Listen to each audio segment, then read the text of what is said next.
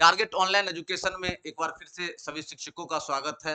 दक्षता परीक्षा, प्रधान शिक्षक, CTET, DElEd entrance, BEd entrance, साथ ही साथ अन्य प्रतियोगी परीक्षाओं की तैयारी करने वाले उन तमाम अभ्यर्थियों का स्वागत है। आज हम आपके सामने में ज्योग्राफी से महत्वपूर्ण 100 प्रश्नों को 100 प्रश्नों को लाए हैं, जिसको हम लोग देखने का काम करेंगे।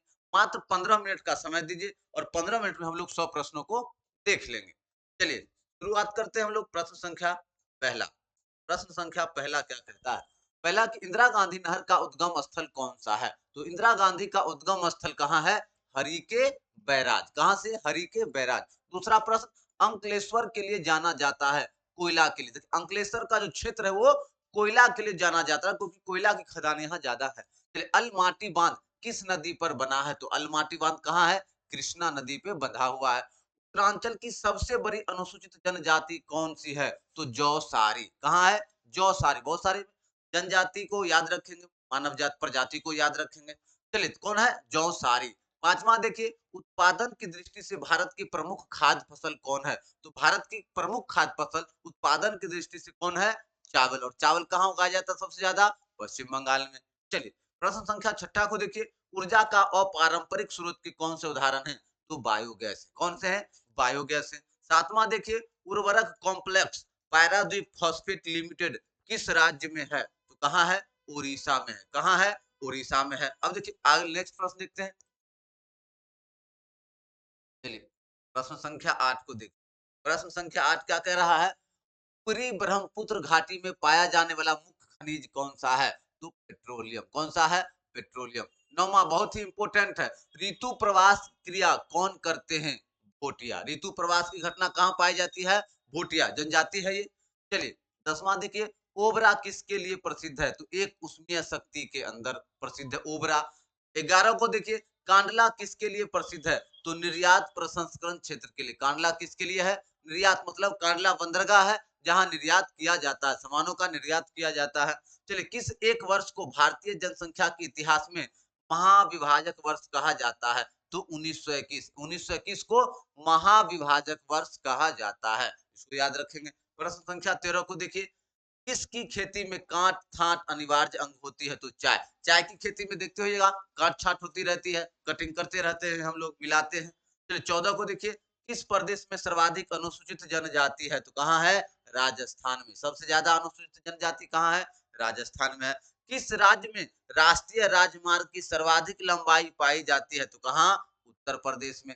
सबसे ज्यादा एनएच कहाँ पाया जाता है? उत्तर प्रदेश में। चलिए, प्रश्न संख्या 16 को देखते हैं। प्रश्न संख्या 16। 16 कह रहा है, किस स्थान पर नाभिकीय शक्ति स्टेशन है? तो कहाँ है? तारापुर में। तारापुर में नाभिकीय शक्ति स्टेशन है। किसको भारत में नगदी फसल माना जाता है? तो प्याज को। प्याज को क्या माना जाता है? भारत में नगदी फसल। प्याज का सर्वाधिक उत्पादन महाराष्ट्र नासिक में होता है, ये भी याद रखेंगे। चलिए, कॉफी वाइन का सबसे अधिक उत्पादन किस राज्य में होता है? तो कॉफी कहाँ होता है? कर्नाटक में। कॉफी कहाँ होता है? कर्नाटक में। ओजोनोट्रिक्स विद्युत परियोजना कहाँ स्थित है? तो कर्नाटक में। कहाँ स्थित है? कर्नाटक में। कौन लौह क्षेत्र है? तो कुद्रेमुख। कुद्रेमुख क्या है? लौह उत्पादन क्षेत्र है। कौन सा राज्य भारत में सबसे अधिक मैग्नीज पैदा करता है? तो उड़ीसा। सबसे ज्यादा मैग्नीज कौन पैदा करता है? उड़ीसा पैदा करता है। प्रश्न संख्या 22 को देखिए, कौन सा राज्य शहतूत उत्पादन में अग्रणी है? तो कौन है? कर्नाटक। चलिए, 100 प्रश्नों को देखने का काम करेंगे। चलिए, कर्नाटक कर्नाटक कर्नाटक के बाद देखिए प्रश्न संख्या 23। 23 क्या कहता है? कौन सा स्थान कसीदाकारी की चिकनकारी शैली के लिए प्रसिद्ध है? तो कौन सा है? लखनऊ। लखनऊ कसीदाकारी और चिकनकारी शैली के लिए प्रसिद्ध है। कौन सी नहर पश्चिम बंगाल में स्थित है? तो इंडियन नहर। कौन है? इंडियन नहर। कौन नहर? इंडियन नगर। 25 को देखिए, कौन सा क्षेत्र ज्वारीय ऊर्जा का उत्पादन का प्रमुख क्षेत्र है? तो खंभात की खाड़ी। खंभात की खाड़ी ज्वारीय ऊर्जा का प्रमुख स्रोत क्षेत्र है। 26 को देखिए, खरीफ की फसल बोई जाती है। कब बोई जाती है? दक्षिणी पश्चिमी मानसून के प्रारंभ होने के साथ ही खरीफ फसल की बुआई आरंभ हो जाती है। 27 को देखिए, खेती की अनिश्चितता को किसे अपनाकर कम किया जा सकता है? तो विविधीकृत खेती को। मतलब आप इन फसलों को क्या कर सकते हैं, जिससे खेत की उपजाऊ भी बनी रहती है। 28 को देखिए, चाय की खेती होती है पहाड़ी ढाल पर। चाय की खेती कहाँ होती है? पहाड़ी ढाल पर। चलिए, प्रश्न संख्या 28 के बाद प्रश्न संख्या 29। चलिए प्रश्न संख्या 29 क्या कहता है, जल विद्युत गृह कहाँ स्थित है? तो कोयना में। 30 देखिए, जिस राज्य में पवन ऊर्जा विकसित की है वो कहाँ है? गुजरात में। पवन ऊर्जा कहाँ? गुजरात में। झूमिंग कौन करते हैं? तो खासी। झूमिंग एक तरह का कृषि है, खासी जनतिया की लोग जनजाति है, तो झूमिंग कृषि है। झूमी सर्वाधिक कहाँ व्यवहृत है? तो असम में। झूम खेती कहाँ पाई जाती है? असम में पाई जाती है। टोडा जनजाति कहाँ निवास करती है? तो नीलगिरी की पहाड़ी पर। टोडा जनजाति कहाँ निवास करती है? नीलगिरी की पहाड़ी पे निवास करती है। चलिए प्रश्न संख्या 34। प्रश्न संख्या 34 को देख क्या कहता है, तंबाकू की कृषि के अंतर्गत वृहत्तम क्षेत्र किस राज्य का है? तो आंध्र प्रदेश का है। कहाँ का है? आंध्र प्रदेश का है। तारपीन का तेल कहाँ से मिलता है? के पेड़ से मिलता है। नागार्जुन सागर परियोजना किस नदी पर स्थित है? तो कृष्णा नदी पर स्थित है। नागार्जुन सागर परियोजना कृष्णा नदी पर स्थित है। नागार्जुन सागर बांध किस नदी पर है? तो कृष्णा नदी पर है। नारियल जूट उद्योग कहाँ है? तो केरल में है। नारियल जूट उद्योग कहाँ है? केरल में है। नीली क्रांति का संबंध किससे है? तो मत्स्य उत्पादन से है। पेंसिलिन के निर्माण का मुख्य केंद्र किस शहर में है? तो पिपरी में है। कहाँ है? पिपरी में है। पोंग बांध का निर्माण किस नदी पर किया गया है? तो ब्यास पर किया गया है। बागान कृषि क्या पैदा करती है? तो खाद्य इतर फसलें। खाद्य इतर फसलें। बिजली का नवीनीकरणीय संसाधन कौन सा है? तो पानी है। क्लियर। चलिए प्रश्न संख्या आगे देखते हैं। चलिए प्रश्न संख्या नंबरिंग थोड़ा सा गलत हो गया है, कोई बात नहीं है। चलिए, जो भी शिक्षक साथी दक्षता परीक्षा प्रधान शिक्षक की तैयारी करना चाहते हैं, वे दिए गए नंबरों पे जरूर संपर्क करें।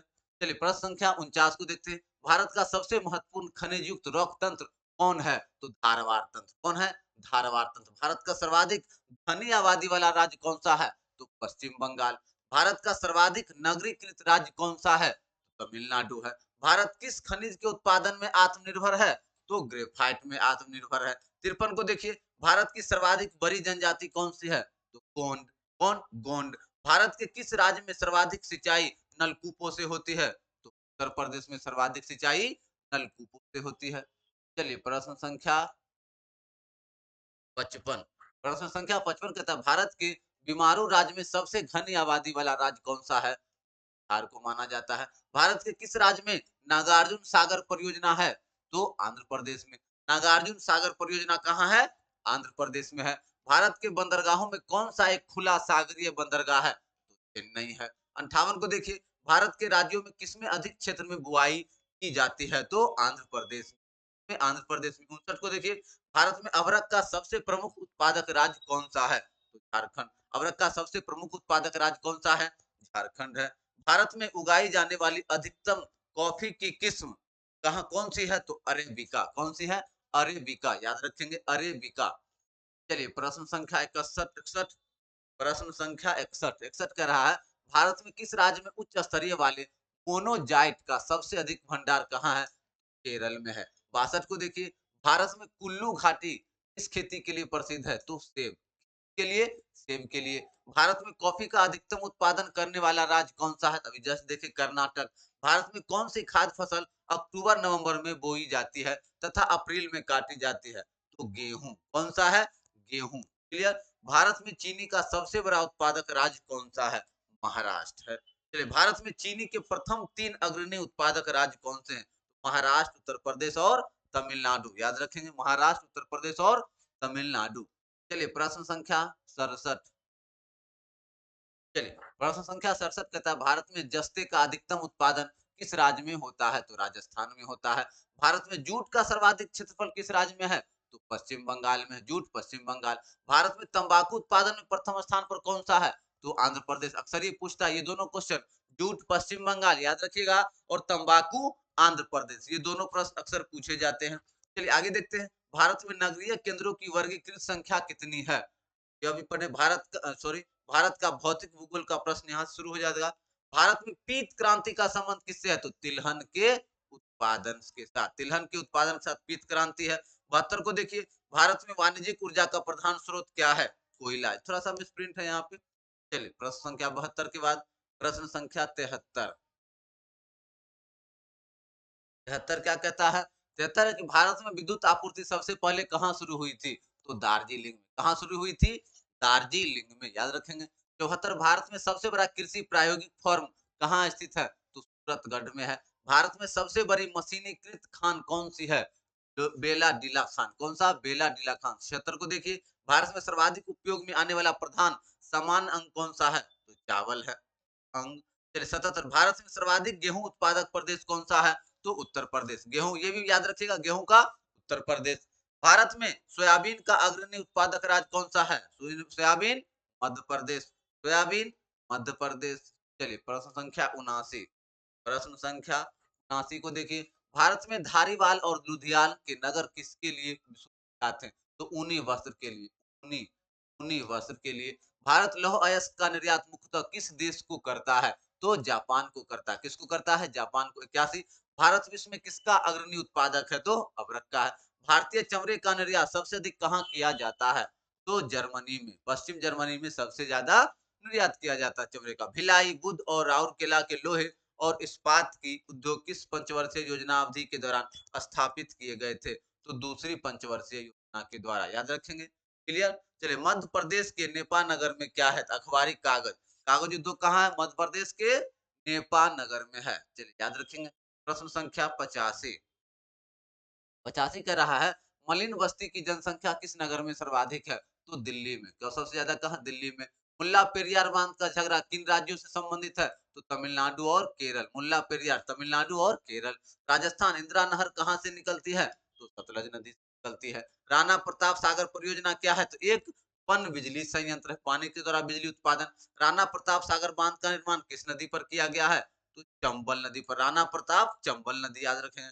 विश्व में दूध उत्पादन क्षेत्र में भारत का कौन सा राज्य स्थान है? तो प्रथम है। दूध उत्पादन में प्रथम स्थान है। सबसे तेजी से बढ़ने वाला पौधा कौन सा है? यूकेलिप्टस। एकदम ये याद रखिएगा, सबसे तेजी से बढ़ने वाला पौधा कौन सा है? यूकेलिप्टस। यूकेलिप्टस। चलिए प्रश्न संख्या 92 को देखिए। प्रश्न संख्या 92 कह रहा है, सबसे पुरानी चालू परिष्करणशाला रिफाइनरी कहाँ स्थित है? डिगबोई, आसाम। डिगबोई कहाँ है? आसाम में है। सबसे विशाल चिनाई बांध का निर्माण किस नदी पर हुआ है? तो कृष्णा नदी पे हुआ। 94, सरदार सरोवर बांध किस नदी पर बनाया गया है? तो नर्मदा नदी पे बनाया गया है। सिवभूम किसके लिए प्रसिद्ध है? सिवभूम जिला लोहा के लिए प्रसिद्ध है। सेतु समुद्रम परियोजना किसे जोड़ती है? तो मन्नार की खाड़ी और पाक की खाड़ी को जोड़ती है। 97, हजीरा उर्वरक कारखाना किस पर आधारित है? तो प्राकृतिक गैस पे आधारित है। हजीरा प्राकृतिक गैस, याद रखेंगे। 98, हल्दिया बंदरगाह से कौन सी वस्तु आयात की जाती है? तो पेट्रोलियम पदार्थ। कहां से? कौन चीज? पेट्रोलियम पदार्थ। चलिए अब प्रश्न संख्या 99। प्रश्न संख्या 99 क्या कह रहा है? हापुस आम का मूल स्थान कौन सा है? रत्नागिरी है। हीराकुद परियोजना किस नदी पर है? तो महानदी पर है। तो ये आपके थे 100 प्रश्न। क्लियर है। चलिए जो भी शिक्षक साथी प्रधान शिक्षक की क्लास करना चाहते हैं या दक्षता परीक्षा की तैयारी करना चाहते हैं, तो दक्षता परीक्षा के लिए मात्र 400 रुपये में online class 15 test series, 15 test series और ऑल मटेरियल्स दिए जाते हैं मात्र 400 में। जो भी साथी ज्वाइन करना चाहते हैं वे यहाँ दिए गए नंबरों पे संपर्क कर सकते हैं, उनकी सारी तैयारी पूरी करवाई जाएगी। फिर मिलते हैं अगले वीडियो में एक नए टॉपिक के साथ। तब तक के लिए जय हिंद।